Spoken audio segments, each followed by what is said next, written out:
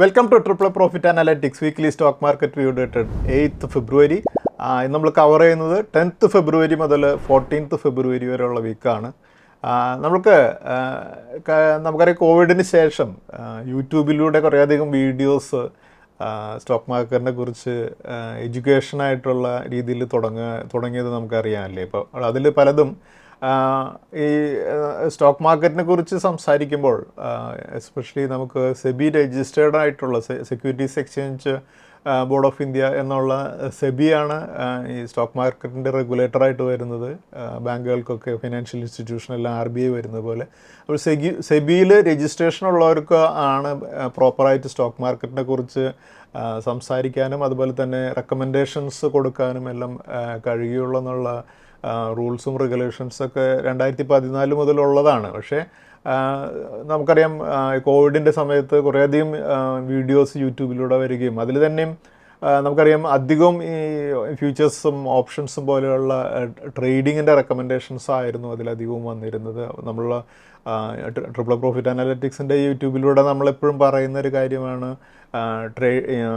ഇതുപോലെയുള്ള സ്പെക്കുലേറ്റീവ് ആയിട്ടുള്ള futures and options അതുപോലെ തന്നെ ഇൻട്രാഡേ ട്രേഡിങ്ങിൽ നിന്നും റീറ്റെയിൽ ക്ലയൻസ് മാക്സിമം മാറി നിൽക്കണം. കാരണം അവിടെ ഹ്യൂജ് ലോസിനുള്ള പോസിബിലിറ്റി ഉള്ള അതുപോലെ തന്നെ വളരെ റയറായിട്ട് മാത്രം സക്സസ്ഫുൾ ആവുന്നതുമായിട്ടുള്ളൊരു ഏരിയയാണ് ഫ്യൂച്ചേഴ്സ് ആൻഡ് ഓപ്ഷൻസ് എന്നുള്ളതൊക്കെ. അവിടെ വലിയ റിസ്ക് ഉള്ള ഏരിയകളാണ് എന്നുള്ള കാര്യം നമ്മൾ ഫ്രീക്വൻ്റായിട്ട് നമ്മുടെ യൂട്യൂബിലൂടെ പറയാറുള്ളതാണ്. പക്ഷേ നമുക്കറിയാം ആയിരക്കണക്കിന് യൂട്യൂബ് ചാനലിലൂടെ ഇതുപോലെയുള്ള ട്രേഡിങ് ആൻഡ് സ്പെക്കുലേഷൻ അതുപോലെ ഓപ്ഷൻ ട്രേഡിങ് പോലെയുള്ള വളരെ ഡേഞ്ചറസ് ആയിട്ടുള്ള ഹ്യൂജ് ലോസ് വരുന്ന പ്രോഡക്ട്സിനെ കുറിച്ചൊക്കെയാണ് കൂടുതലും വീഡിയോസ് വന്നുകൊണ്ടിരുന്നത്. പക്ഷേ സെബി കഴിഞ്ഞ 2 ആഴ്ച മുമ്പും ഈ ഫിൻ ഇൻഫ്ലുവേഴ്സ് എന്നുള്ള കാറ്റഗറിയെ കൂടുതൽ റെസ്ട്രിക്റ്റ് ചെയ്തുകൊണ്ട് പുതിയ റെഗുലേഷൻസൊക്കെ കൊണ്ടുവന്നിട്ടുണ്ട്. അതിൽ പ്രത്യേകിച്ചും സെബി രജിസ്റ്റേർഡ് അല്ലാത്ത അവരെ സംബന്ധിച്ചിടത്തോളം സ്റ്റോക്ക് മാർക്കറ്റിൻ്റെ ലൈവ് ഡാറ്റ ഉപയോഗിച്ചുകൊണ്ട് ഒന്നും തന്നെ ചെയ്യാൻ യൂട്യൂബിലോ അല്ലെങ്കിൽ ലൈവായിട്ടുള്ള കാര്യങ്ങൾ ചെയ്യാൻ പാടില്ല എന്നുള്ളത് റെസ്ട്രിക്റ്റ് ചെയ്തിട്ടുണ്ട്. അതുപോലെ തന്നെ നമുക്കറിയാം കഴിഞ്ഞ ആഴ്ചയിൽ ഒരു വലിയൊരു ഓപ്ഷൻ ട്രേഡിങ്ങിന് കുറിച്ച് ക്ലാസ് എടുത്തിരുന്ന ഒരു ലേഡിക്ക് വലിയ huge 53 crores fine SEBI penalty ആയിട്ട് ചാർജ് ചെയ്യുകയൊക്കെ ഉണ്ടായി. അപ്പോൾ അവർ പ്രത്യേകിച്ചും ചെയ്തിരുന്നത് എഡ്യൂക്കേഷൻ എന്നുള്ള രീതിയിൽ റെക്കമെൻഡേഷൻസ് നൽകുകയായിരുന്നു. പക്ഷേ അവർക്ക് സെബിയുടെ രജിസ്ട്രേഷൻസ് ഒന്നും ഉണ്ടായിരുന്നില്ല. അതുകൊണ്ട് തന്നെ പ്രത്യേകിച്ചും എല്ലാ വ്യൂവേഴ്സും പ്രത്യേകിച്ചും എപ്പോഴും യൂട്യൂബിലൊക്കെ വീഡിയോസ് കാണുമ്പോൾ സെബി രജിസ്ട്രേഡ് ആണോ എന്നുള്ള കാര്യം പ്രത്യേകം ശ്രദ്ധിക്കുക. അത് വളരെ ഇമ്പോർട്ടൻ്റ് ആണ്. കാരണം സെബി രജിസ്റ്റേർഡ് ആകുമ്പോൾ നിങ്ങൾക്ക് അറിയാം ട്രിപ്പിൾ പ്രോഫിറ്റ് അനാലിറ്റിക്സിൻ്റെ ചാനലിലൂടെ നമുക്കറിയാം വ്യൂവേഴ്സിന് പ്രോഫിറ്റ് നേടാൻ സാധിക്കുന്ന ഇൻവെസ്റ്റ്മെൻറ്റ് എന്നുള്ള ഓപ്ഷനെ കുറിച്ച് മാത്രമേ നമ്മൾ സംസാരിക്കാറുള്ളൂ. അപ്പോൾ കുറേ സെബി രജിസ്റ്റേർഡ് ആകുമ്പോൾ തന്നെ കുറേയധികം റെസ്പോൺസിബിളായിട്ടുള്ള കാര്യങ്ങളെക്കുറിച്ച് അവർ സംസാരിക്കുകയുള്ളൂ. പ്രത്യേകിച്ചും നിങ്ങൾക്കറിയാം ഞങ്ങളുടെ സർവീസുകളിൽ തന്നെ ഇൻവെസ്റ്റ്മെൻറ്റിനുള്ള റെക്കമെൻഡേഷൻസ് മാത്രമാണ് നമ്മൾ നൽകുന്നത്. അപ്പോൾ സ്റ്റോക്ക് മാർക്കറ്റിൽ അതുപോലെ തന്നെ പേഴ്സണലി പറയുകയാണെങ്കിൽ ഞാൻ ബേസിക്കലി ഒരു ചാർട്ടേഡ് അക്കൗണ്ടൻ്റാണ്. മോർ ദാൻ 25 years സ്റ്റോക്ക് മാർക്കറ്റിൽ എക്സ്പീരിയൻസ് ഉള്ള ആളാണ്. അപ്പോൾ ഞാൻ ഫ്യൂച്ചേഴ്സ് ആൻഡ് ഓപ്ഷനെ കുറിച്ച് സംസാരിക്കുമ്പോൾ ഞാൻ ബ്രോക്കിംഗ് ഇൻഡസ്ട്രിയിൽ നിയർലി 10 years വർക്ക് ചെയ്തിട്ടുള്ളത് കൊണ്ട് ഫ്യൂച്ചേഴ്സ് ആൻഡ് ഓപ്ഷൻസോ അല്ലെങ്കിൽ ഇൻട്രാഡേ ട്രേഡിങ്ങിൻ്റെ എല്ലാം ദോഷവശങ്ങളെക്കുറിച്ച് കൃത്യമായിട്ട് മനസ്സിലാക്കിയതിന് ശേഷമാണ് അത് റീറ്റെയിൽ ക്ലയൻസ് ചെയ്യേണ്ട എന്നുള്ള ഒരു അഡ്വൈസ് നമ്മുടെ വീഡിയോയിലൂടെ നമ്മൾ നൽകുന്നത്. പക്ഷേ നമുക്കറിയാം സ്റ്റോക്ക് മാർക്കറ്റിൻ്റെ റിസ്ക്കിയാണ് എന്നുണ്ടെങ്കിലും ഇൻവെസ്റ്റ്മെൻറ്റ് എന്നുള്ള ആംഗിളിലൂടെ നമ്മൾ കൃത്യമായിട്ടുള്ള ആ ഒരു ഡിസിപ്ലിനോടുകൂടി പോവുകയാണെങ്കിൽ ചില സമയങ്ങളിലും മാർക്കറ്റിൻ്റെ കറക്ഷൻ പീരീഡിൽ നമ്മൾ വളരെ പേഷ്യൻസോടുകൂടി സ്റ്റോക്കുകൾ ഹോൾഡ് ചെയ്യേണ്ടി വന്നേക്കാം. പക്ഷേ നമ്മൾ ഓവർ പീരീഡ് നമ്മൾ സ്റ്റോക്ക് മാർക്കറ്റിൽ നിന്ന് വിജയിക്കുന്നതാണ് എന്നുള്ള കാര്യത്തിൽ യാതൊരു സംശയവും വേണ്ട. അതുതന്നെ നമുക്കറിയാം ട്രിപ്പിൾ പ്രോഫിറ്റ് അനാലിറ്റിക്സിൻ്റെ ക്ലയൻസിൻ്റെ എക്സ്പീരിയൻസ് നോക്കിക്കഴിഞ്ഞാൽ നമുക്കറിയാം കോവിഡിൻ്റെ പീരീഡ് ആണെങ്കിലും അതിനുശേഷം ഈവൻ നമുക്കറിയാം യുക്രൈൻ ക്രൈസിസിൻ്റെ സമയത്തുമൊക്കെ സ്റ്റോക്കുകൾ നമ്മൾ റെക്കമെൻഡ് ചെയ്ത് വരുന്നത് പലതും താഴേക്ക് മൂവ് ചെയ്തിട്ടുണ്ടായിരുന്നു എന്നുണ്ടെങ്കിലും ആ സ്റ്റോക്കുകളെല്ലാം വളരെ നല്ല രീതിയിലുള്ള പ്രോഫിറ്റിലാണ് നമ്മൾ എക്സിറ്റ് ചെയ്തിട്ടുള്ളത്. അപ്പോൾ ഇൻവെസ്റ്റ്മെൻറ്റിൽ അങ്ങനെയുള്ളൊരു ഓപ്ഷനുണ്ട്. നമുക്ക് കുറച്ച് പേഷ്യൻസോടുകൂടി നിന്ന് മോശം പീരീഡിനെ ഫേസ് ചെയ്തുകൊണ്ട് നമുക്കതിന് ശേഷം പ്രോഫിറ്റിലേക്ക് ആകാനുള്ള ഒരു അവസരം നമുക്ക് സ്റ്റോക്ക് മാർക്കറ്റ് തരും. അവിടെ നമ്മൾ അബദ്ധങ്ങൾ കാണിക്കാതെ നിന്നാൽ മാത്രം നമുക്ക് സ്റ്റോക്ക് മാർക്കറ്റിൽ നിന്ന് പ്രോഫിറ്റ് നേടാൻ സാധിക്കും. അതുകൊണ്ടാണ് നമ്മളെപ്പോഴും പറയുന്നത് ട്രേഡിംഗ് അല്ലെങ്കിൽ സ്പെക്കുലേഷൻ എന്നുള്ളത് വളരെ കുറച്ച് സമയം കൊണ്ട് നമ്മൾ പ്രോഫിറ്റിൽ അല്ലെങ്കിൽ ലോസിലാണോ എന്നുള്ളത് തീരുമാനിക്കുമ്പോൾ ഇൻവെസ്റ്റ്മെൻറ്റിൽ നമുക്ക് കുറച്ചധികം മാർക്കറ്റിൻ്റെ ഒരു മോശം പീരീഡിനെ നമുക്ക് ഫേസ് ചെയ്തതിന് ശേഷം നല്ല സമയത്തേക്ക് മൂവ് ചെയ്യുമ്പോൾ നമുക്കത് പ്രോഫിറ്റിലേക്ക് മാറും എന്നുള്ള ഒരു വലിയൊരു അഡ്വാൻറ്റേജ് ഇൻവെസ്റ്റ്മെൻ്റ് ഉണ്ട്. അതുകൊണ്ടാണ് ഇൻവെസ്റ്റ്മെൻറ്റ് പ്രത്യേകിച്ചും നമ്മുടെ ബോറോഡ് ക്യാപിറ്റലൊന്നും ഇല്ലാതെ നമ്മുടെ ഓൺ ഫണ്ട് ഉപയോഗിച്ചുകൊണ്ട് ഇൻവെസ്റ്റ്മെൻറ്റിലേക്ക് പോകുമ്പോൾ അവിടെ നമുക്ക് സക്സസ്ഫുൾ ആകാനുള്ള പോസിബിലിറ്റി വളരെ ഹ്യൂജ് ആണെന്നുള്ളൊരു കാര്യം നമ്മൾ എപ്പോഴും അഡ്വൈസ് ചെയ്യുന്നത്.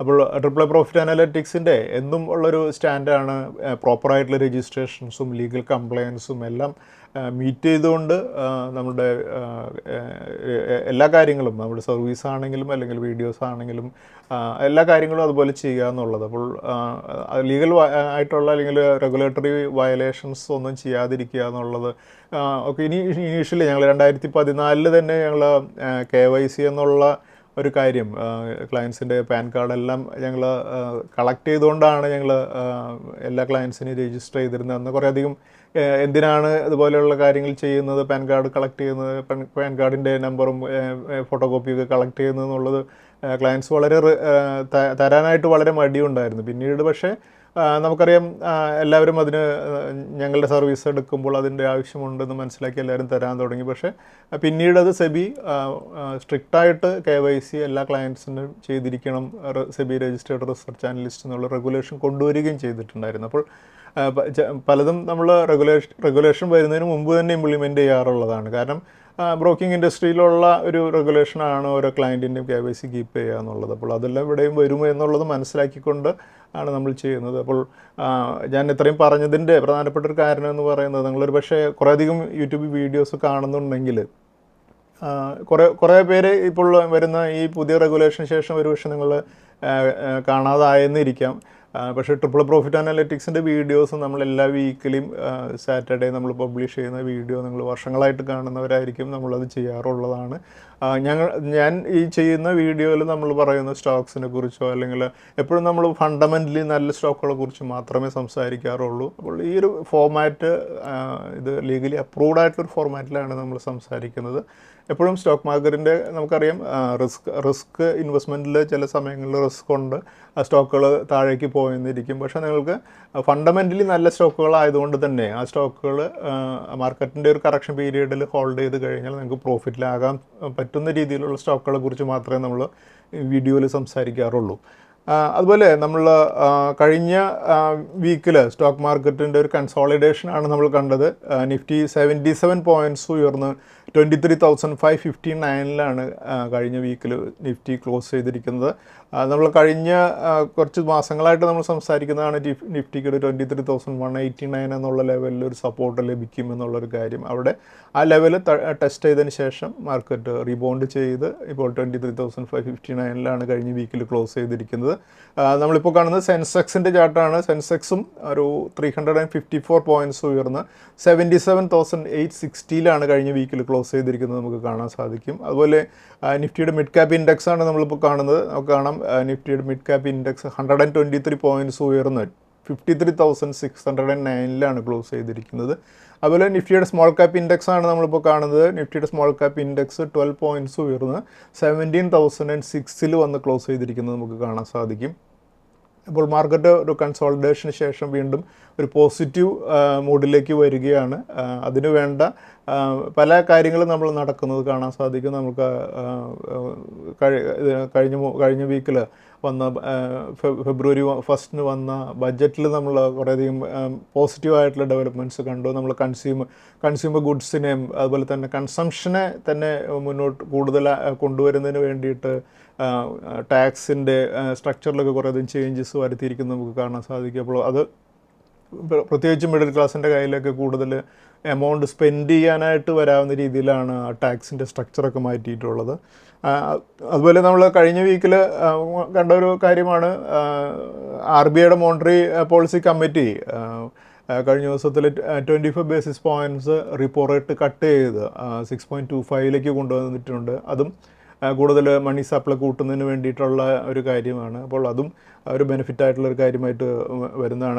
അതുപോലെ നമുക്ക് കാണാം cash reserve ratio 50 basis points കുറച്ച് 4% കൊണ്ടുവന്നിട്ടുണ്ട്.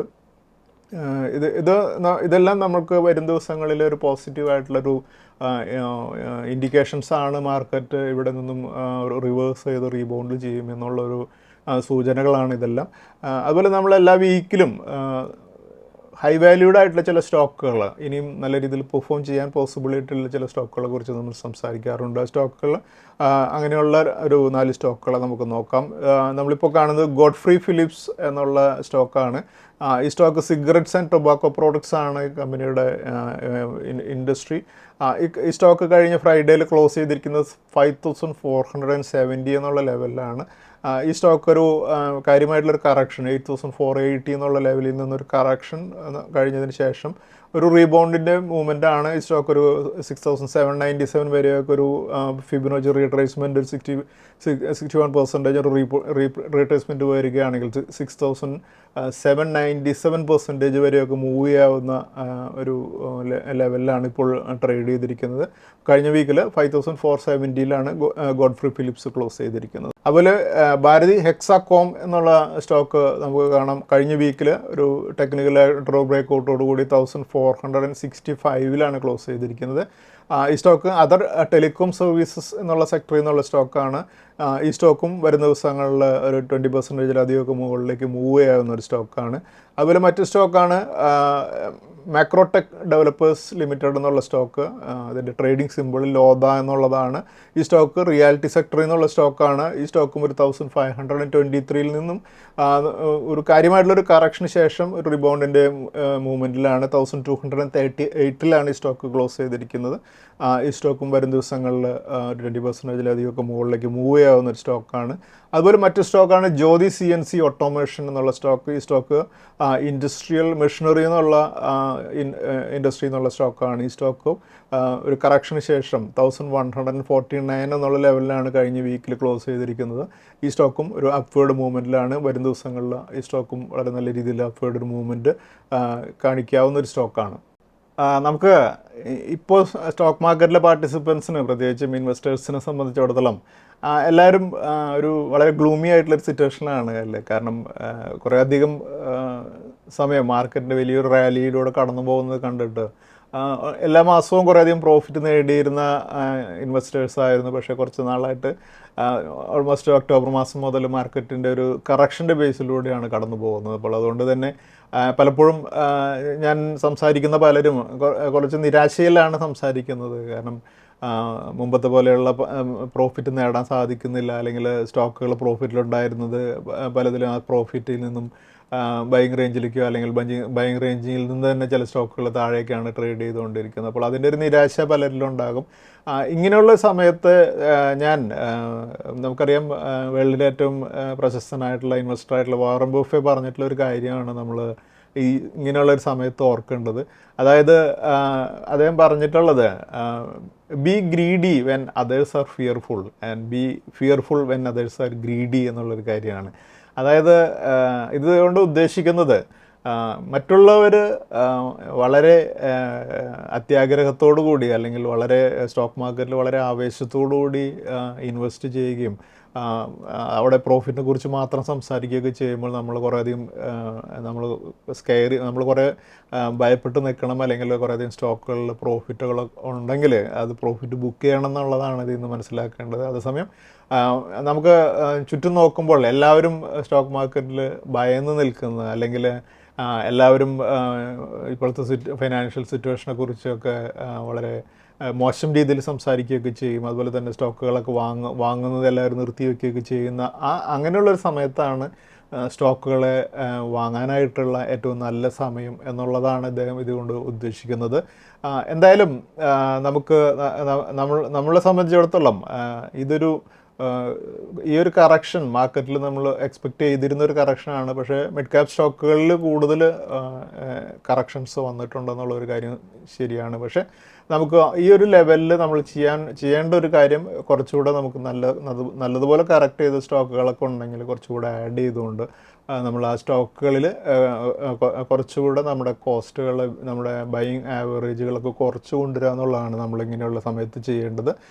അതുപോലെ നമുക്ക് ഇപ്പോൾ കാണുന്നത് മാർക്കറ്റിൻ്റെ ഒരു മൂഡാണ്. അതായത് ഗ്രീഡ് ആൻഡ് ഫിയർ ഇൻഡെക്സ് എന്നുള്ളൊരു ഇൻഡെക്സിൻ്റെ ഇത് നോക്കാൻ ആണെങ്കിൽ നമുക്ക് കാണാൻ സാധിക്കും ഇപ്പോൾ ഒരു ഫിയർ സോണിലാണ് മാർക്കറ്റ് എന്നുള്ളത് കാര്യം നമുക്ക് കാണാൻ സാധിക്കും. അപ്പോൾ ഇതുപോലെയുള്ള എക്സ്ട്രീം ഫിയർ അല്ലെങ്കിൽ ഫിയർ സിറ്റുവേഷൻ വരുമ്പോഴാണ് മാർക്കറ്റിൽ കൂടുതൽ ഇൻവെസ്റ്റ് ചെയ്യാനായിട്ടുള്ള അവസരങ്ങൾ കൂടുക. പല സ്റ്റോക്കുകളും ഒരു നോർമൽ പ്രൈസിൽ നിന്നൊക്കെ ബീറ്റ് ഡൗൺ ആയിട്ട് വരുന്ന സമയത്താണ് ഇതുപോലെ നമുക്ക് ഇൻവെസ്റ്റ്മെൻറ്റ് സാധിക്കുക. അതുപോലെ നമ്മളിപ്പോൾ കാണുന്നത് അപ്പോളോ ട്രേഡേഴ്സിൻ്റെ ചാർട്ടാണ്. നമുക്ക് കാണാം ഈ സ്റ്റോക്കിൽ പല സമയത്തും നമുക്ക് കാണാം 419 ലെവലിൽ നിന്ന് ഒരു 557 വരെയും ഒരു വലിയ റാലി നടത്തിയ സ്റ്റോക്ക് അടുത്തത് ഒരു സ്വിംഗ് ലോ വരുന്നത് ഒരു 429 വരെയും ഒരു സ്വിംഗ് ലോ വരുന്നത് കാണാൻ സാധിക്കും. അതിന് ശേഷം വീണ്ടും ഒരു 568 മൂവ് ചെയ്തതിന് ശേഷം 477 വരുന്നത് കാണാം. അതുപോലെ 584 വന്നതിന് ശേഷം വീണ്ടും ഒരു 448 വന്ന് വീണ്ടും ഒരു 557 വന്നതിന് ശേഷം ഒരു 407 മൂവ് ചെയ്യുന്നത് കാണാം. അപ്പോൾ ഇതുപോലെയുള്ള സ്വിംഗ് മൂവ്മെൻറ്റുകളിൽ നമ്മൾ ആ മുകളിലുള്ള സമയത്തായിരിക്കും നമ്മളൊരു ഗ്രീഡ് എന്ന് പറയുന്ന അല്ലെങ്കിൽ കൂടുതൽ ആവേശത്തോടുകൂടി ബൈ ചെയ്യുന്ന ഒരു സമയങ്ങളുണ്ടാകുക.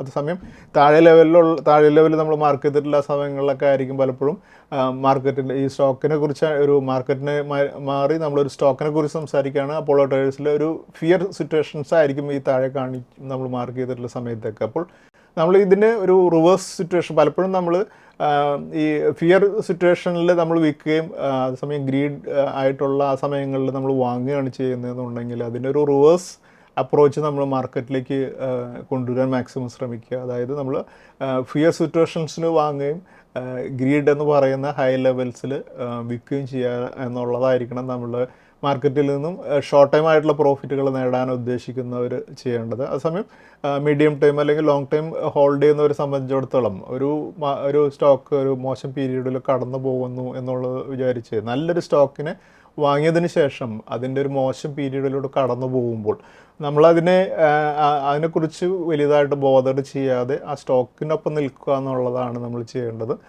നമ്മളങ്ങനെ ചെയ്യുകയാണെങ്കിൽ നമ്മൾ ആ സ്റ്റോക്ക് നമ്മൾ റിവാർഡ് ചെയ്യും. പിന്നീട് അത് നമ്മൾ ഓരോ പീരീഡ് മാർക്കറ്റിലുള്ള എല്ലാവരും അത് മാർക്കറ്റിൽ നിന്ന് തന്നെ പഠിച്ചിട്ടുള്ള പാഠങ്ങളാണ്. പുതിയത് വന്നിട്ടുള്ളവർ കൃത്യമായിട്ടുള്ള ഗൈഡൻസ് തരുന്നവരിൽ നിന്നും അത് മനസ്സിലാക്കി മുന്നോട്ട് പോകുകയാണെങ്കിൽ അനുഭവത്തിലൂടെ പഠിക്കാതെ നമുക്ക് കൃത്യമായിട്ടുള്ള ഗൈഡൻസിലൂടെ തന്നെ പഠിച്ചു പോകാൻ സാധിക്കും. അപ്പോൾ നമ്മളത് മറ്റുള്ളവരുടെ അനുഭവത്തിൽ നിന്ന് പഠിക്കുകയാണെങ്കിലുള്ള അഡ്വാൻറ്റേജ് നമ്മളതൊരു സ്റ്റോക്കുകൾ ഹൈ ലെവലിൽ വാങ്ങി താഴെ ലെവലിൽ വിറ്റ് നമ്മൾ ആ ലോസുകൾ ബുക്ക് ചെയ്യണ ഒരു സിറ്റുവേഷൻസ് വരും. പലപ്പോഴും ഞാനും സ്റ്റോക്ക് മാർക്കറ്റിൽ വന്ന സമയത്ത് ചെയ്തിരുന്ന ഒരു കാര്യമായിരുന്നു ഹയർ ലെവലിൽ വാങ്ങുകയും താഴെ ലെവലിൽ ഭയന്ന് വിൽക്കുകയും ചെയ്തിരുന്നത്. പിന്നീടാണ് അത് താഴെ ലെവലിൽ വിൽക്കേണ്ടതില്ല, ഒന്നുകിൽ നമ്മുടെ കയ്യിൽ അഡീഷണൽ ഫണ്ടില്ല എന്നുണ്ടെങ്കിൽ അത് ഹോൾഡ് ചെയ്യുക, അല്ലെങ്കിൽ നമ്മൾ ആ സ്റ്റോക്കിനെ കുറച്ചുകൂടെ ഒക്കെ വാങ്ങി അതിൻ്റെ സ്റ്റോക്കിൻ്റെ ആവറേജ് കോസ്റ്റ് കുറച്ച് കൊണ്ടുവരാനായിട്ട് ശ്രമിക്കുക.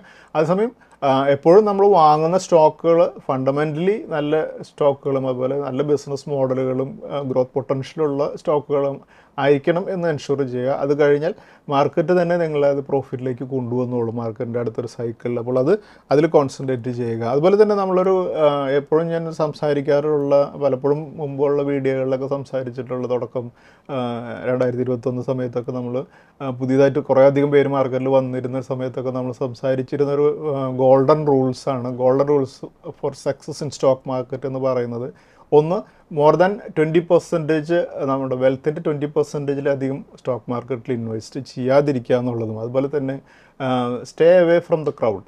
അതായത് എല്ലാവരുടെ ഒപ്പം നമ്മൾ ഓടാതിരിക്കുക. അതായത് എല്ലാവരും വാങ്ങുന്നു എന്നുകൊണ്ട് നമ്മൾ വാങ്ങാതിരിക്കുക, എല്ലാവരും വിൽക്കുന്നു എന്നുള്ളതുകൊണ്ട് നമ്മൾ വിൽക്കാതിരിക്കുക.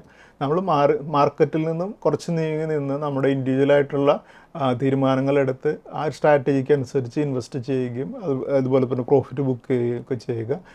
അതുപോലെ തന്നെ നമ്മുടെ ഇമ്മീഡിയറ്റ് റിക്വയർമെൻറ്റിനുള്ള പണം സ്റ്റോക്ക് മാർക്കറ്റിലേക്ക് ഇൻവെസ്റ്റ് ചെയ്യാതിരിക്കുക. പ്രത്യേകിച്ചും എന്തെങ്കിലും മാരേജിനോ അതുപോലെയൊക്കെ ഉള്ള കാര്യങ്ങൾക്ക് മാറ്റി വെച്ചിട്ടുള്ള പൈസകൾ സ്റ്റോക്ക് മാർക്കറ്റിൽ ഇൻവെസ്റ്റ് ചെയ്യാതിരിക്കുക. കാരണം മാർക്കറ്റിൻ്റെ ഒരു ഡൗൺ സൈക്കിളിൻ്റെ സമയത്ത് നിങ്ങൾക്ക് ആവശ്യം വരികയാണെങ്കിൽ നമുക്ക് ആ ലോസ് ബുക്ക് ചെയ്ത് ഇൻവെസ്റ്റ്മെൻറ്റ് എക്സിറ്റ് ചെയ്യേണ്ടി വരും. അപ്പോൾ അത് ഒരു റിയൽ ലോസായി വരികയും ചെയ്യും. അതുപോലെ തന്നെയാണ് ഒരു സ്റ്റോക്ക് നമ്മൾ വാങ്ങിയതിന് ശേഷം ജസ്റ്റ് താഴെ പോയി എന്നുള്ളത് കൊണ്ട് മാത്രം ആ സ്റ്റോക്ക് എക്സിറ്റ് ചെയ്യാതിരിക്കുക. ആ സ്റ്റോക്കിനെ പേഷ്യൻസോടുകൂടി ഹോൾഡ് ചെയ്താൽ നിങ്ങളത് പ്രോഫിറ്റിലേക്ക് വരും എന്നൊരു കാര്യം നിങ്ങൾ കൃത്യമായിട്ട് മനസ്സിലാക്കുക. അതുപോലെ നമ്മളിപ്പോൾ കാണുന്നത് കഴിഞ്ഞ വീക്കിൽ വളരെ നല്ല രീതിയിൽ പെർഫോം ചെയ്ത സ്റ്റോക്കുകളാണ്. ഈ സ്റ്റോക്കുകൾ എറിസ് ലൈഫ് സയൻസ് 23% ഉയർന്നാണ് ക്ലോസ് ചെയ്തത്.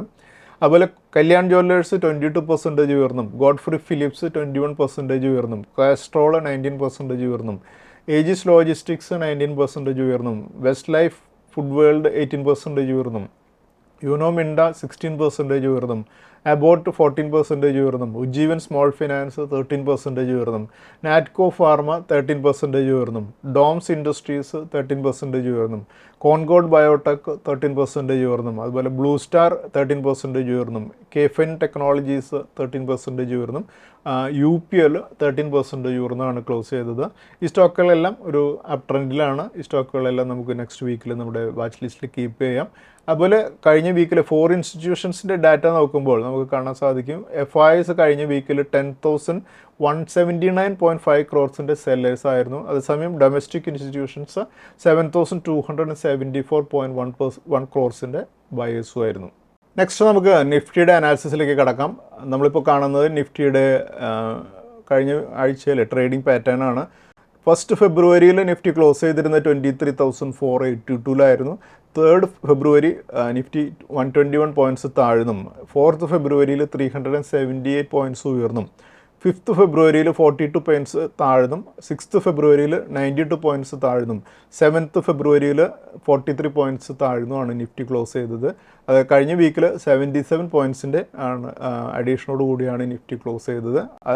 അതോടൊപ്പം നമ്മളിപ്പോൾ കാണുന്നത് നിഫ്റ്റിയുടെ മന്ത്ലി ചാർട്ടാണ്. നിഫ്റ്റിയുടെ ജനുവരി മന്ത് 136 പോയിൻറ്റ്സിൻ്റെ ലോസോടുകൂടിയാണ് ക്ലോസ് ചെയ്തതെന്നുണ്ടെങ്കിൽ ഫെബ്രുവരി മന്ത് നമ്മളിപ്പോൾ 51 പോയിൻറ്റ്സ് ആഡ് ചെയ്താണ് ഇപ്പോൾ ട്രേഡ് ചെയ്തുകൊണ്ടിരിക്കുന്നത്. അതുപോലെ നമ്മൾ നിഫ്റ്റിയുടെ വീക്കിലി ചാർട്ടിൽ പ്രധാനപ്പെട്ട DMAs daily moving averages mark ചെയ്തിരിക്കുന്നതാണ് നമ്മൾ കാണുന്നത്. നിഫ്റ്റിയുടെ 20 DMA വരുന്നത് 23,293-ലും, 50 DMA വരുന്നത് 23,754-ലും, 200 DMA വരുന്നത് 24,039-ലും, 100 DMA വരുന്നത് 24,210-ലുമാണ്. അതുപോലെ നമ്മളിപ്പോൾ നിഫ്റ്റിയുടെ ഡെയിലി ചാർട്ടിൽ പ്രധാനപ്പെട്ട സപ്പോർട്ട് റെസിസ്റ്റൻസ് ലെവലുകൾ മാർക്ക് ചെയ്തിരിക്കുന്നതാണ് നമ്മൾ കാണുന്നത്. നമുക്ക് കാണാം 23,529 ആണ് പിവറ്റ് പോയിന്റ് എന്നുള്ളത്. അതിന് മുകളിൽ റെസിസ്റ്റൻസുകളായിരിക്കാം 23,837, 24,115, 24,227, 24,422, 24,947 എന്നീ ലെവൽസ് ആയിരിക്കും.